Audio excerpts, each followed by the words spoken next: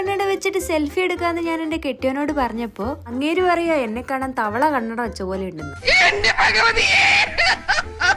പിന്നീട് പല ആംഗിളും ഞാൻ പിടിച്ചു നോക്കി.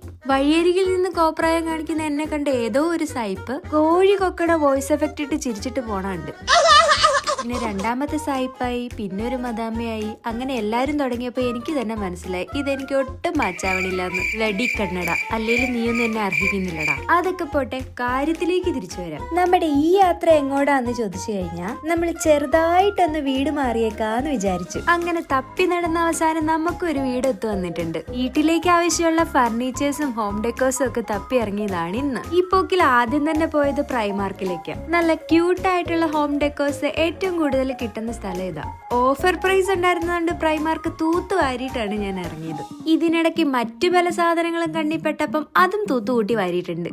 പിന്നെ ആ വഴി ചുമ്മാ ചാറ്റി ഷോപ്പിലൊക്കെ പോയിട്ട് വന്നു. ഇവിടെ ഹോം ഡെക്കോഴ്സ് മാത്രമല്ല ഫർണിച്ചേഴ്സും ഉണ്ടായിരുന്നു. ഇനി ഞാൻ എന്തൊക്കെ സാധനങ്ങൾ മേടിച്ചു എന്നുള്ളതൊക്കെ വീട് അറേഞ്ച് ചെയ്യുമ്പോ കാണിച്ചു തരാം. കുറെ നാളായല്ല മോളെ നിന്റെ വീഡിയോ ഒക്കെ കണ്ടിട്ട്. അങ്ങനെ എന്നോട് ചോദിച്ച എല്ലാ ചേച്ചിമാരോടും ചേട്ടന്മാരോടും ഡ്യൂട്ടി കഴിഞ്ഞ പാക്കിങ്, പാക്കിങ് കഴിഞ്ഞ ഡ്യൂട്ടി, അതിന്റെ ഇടയിൽ ഇതുപോലെ എന്തെങ്കിലും സാധനം മേടിക്കാൻ പുറത്തും പോകും. ഇപ്പൊ ഏകദേശം എല്ലാം ഒന്ന് ചെറുതായിട്ട് ഒതുങ്ങിയിട്ടുണ്ട്. അപ്പൊ ഇന്നത്തെ വെറുപ്പിക്കല് ഇത്രയൊക്കെ ഉള്ളൂ. അപ്പൊ പുതിയൊരു വീഡിയോ ആയിട്ട് കാണുന്നത് വരെ ബൈ.